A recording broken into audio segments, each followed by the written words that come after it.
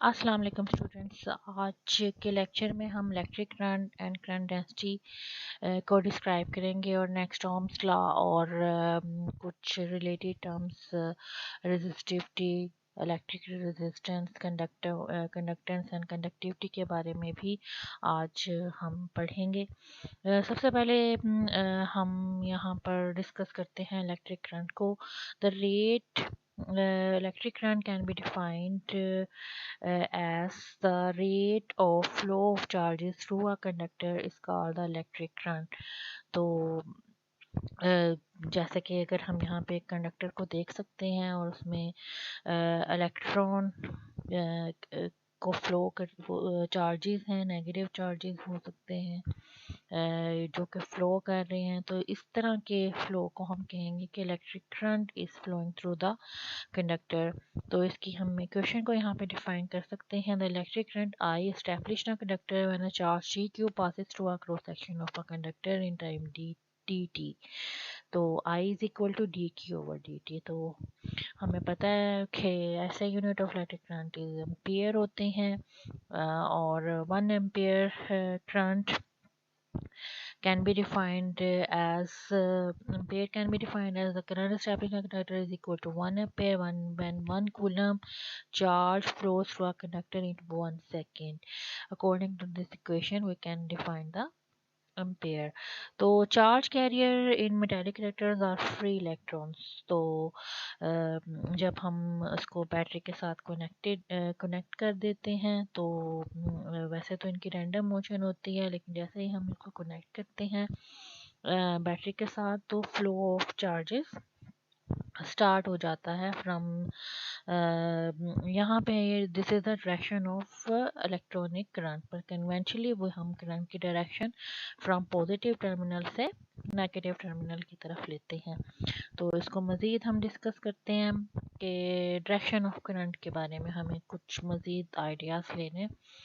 The free electrons are in continuous random motion in metallic conductors। जैसा कि इस figure में आपको नज़र आ रहा है कि नॉर्मली जो मेटालिक कंडक्टर्स मेटल्स के बने हुए होते हैं उसमें फ्री इलेक्ट्रॉन जो कि आउटर मोस्ट शेल के इलेक्ट्रॉन्स हैं वो रैंडम मोशन में है और द करंट इस्टेब्लिश नहीं हो सकता जब तक हम उसको किसी एक्सटर्नल इलेक्ट्रिक फील्ड के साथ चार्ज ना करते हैं।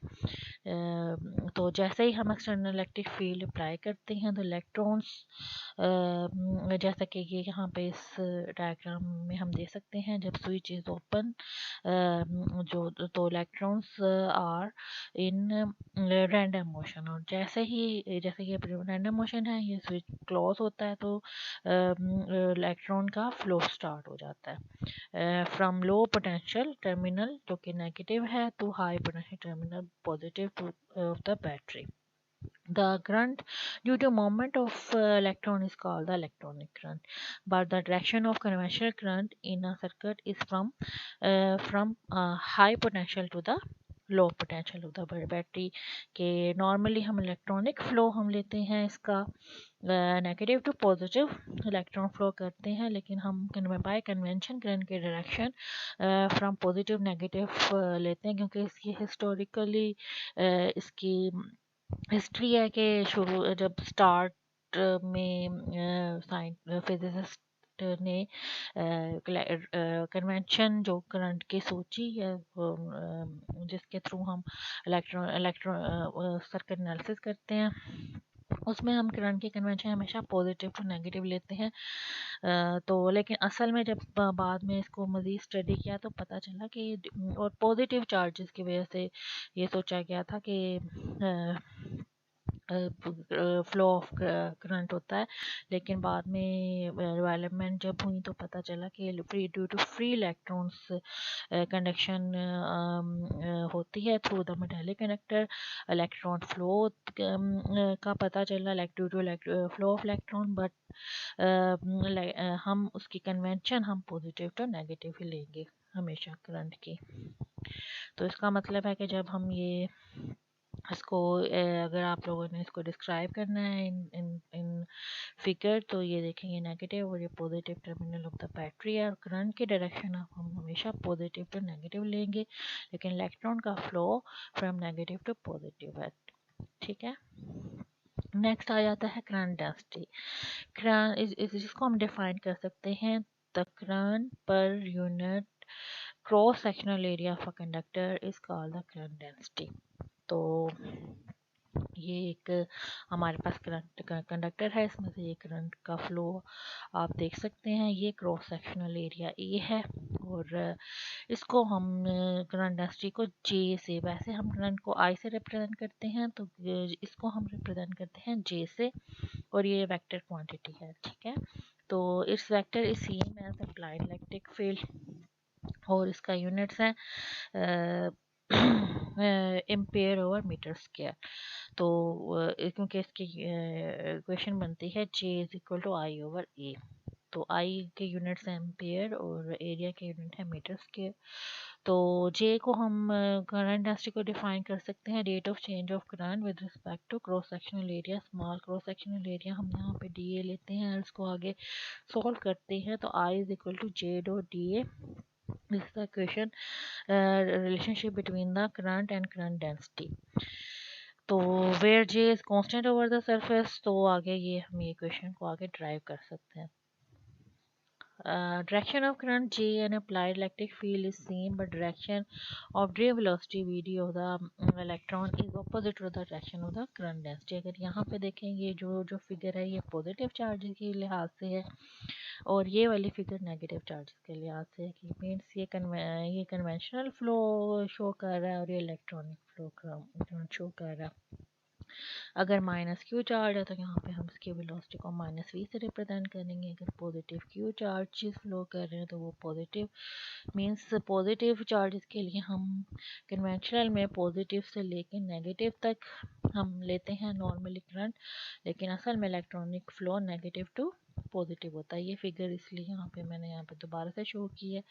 तो ये ड्रे वेलोसिटी को यहाँ पे एक टर्म यूज हो रही है ड्रे वेलोसिटी क्या है? फ्री इलेक्ट्रॉन्स जो है वो free move from low potential terminal to the high potential terminal of the battery when a conductor is connected with the battery.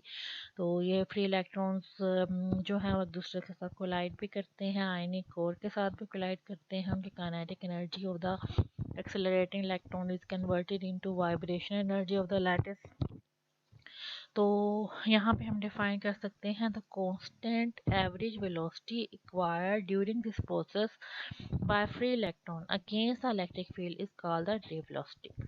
The ray velocity is of the order of 10 raised to power minus 3 meter per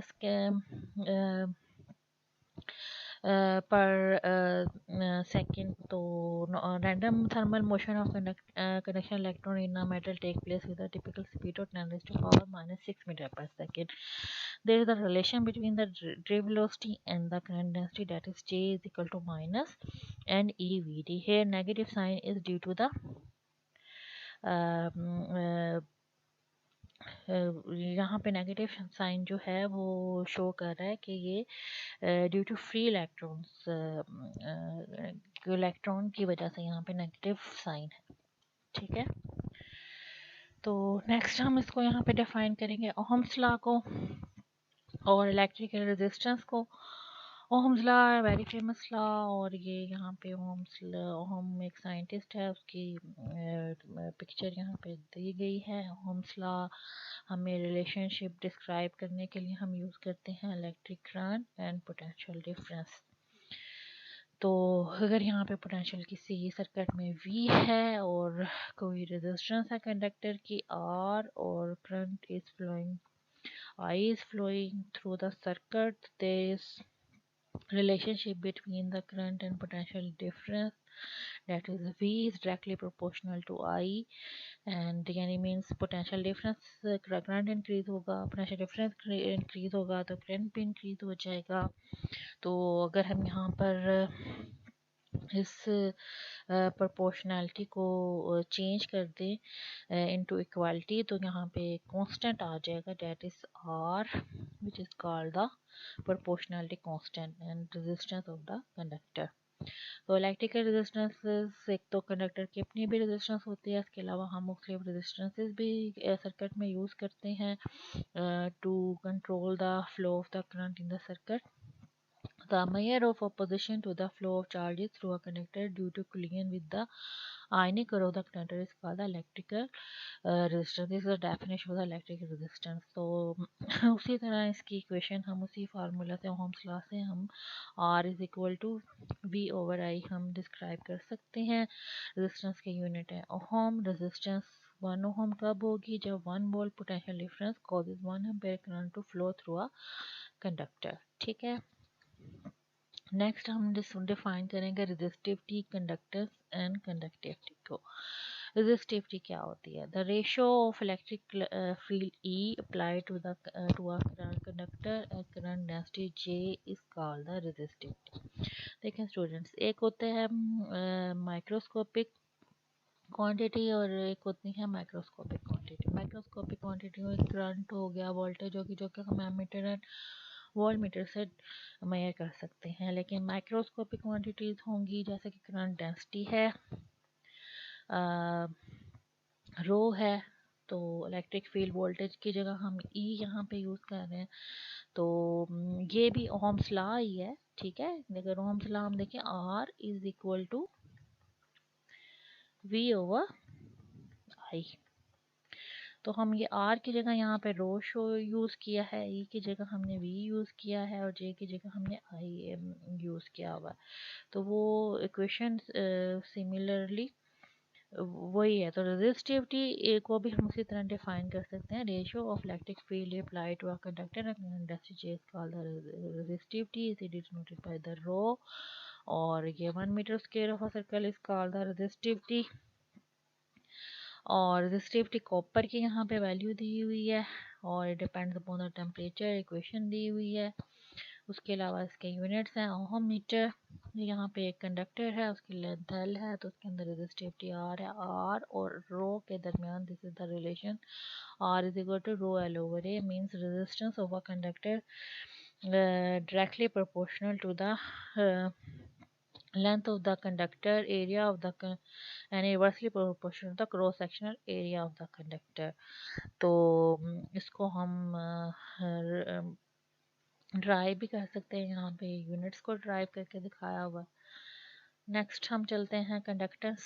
resistance है मज़ाहमत, किसी भी circuit conductor जो मज़ाहमत दे current को गुजरने को, उसको हम कहेंगे रेजिस्टेंस। इसी तरह अब उसके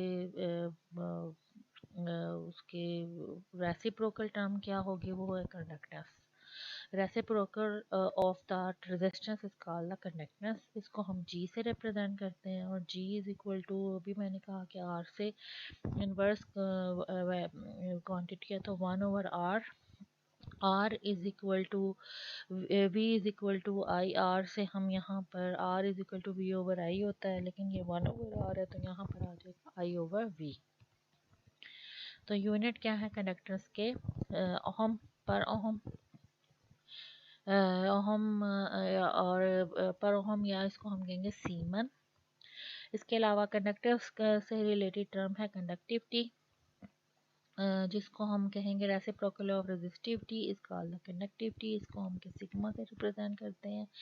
ये sigma is equal to 1 over rho है, तो उसी के लिहाज से फिर J ओवर E हो जाएगा रो, क्योंकि हमें इसके रिलेशनशिप का पता है। रो और ये और J होता है, तो J ओवर E हो जाएगा। तो इस ऐसे यूनिट कंडक्टिविटी हम मीटर -1 द यूनिट ऑफ, इसको हम मोह भी बोल देते हैं। Moho perimeter is also used for the measurement of the conductivity. This is a lecture for today, and hopefully आप लोगों को ये समझ आ गई होगी। Okay, thank you.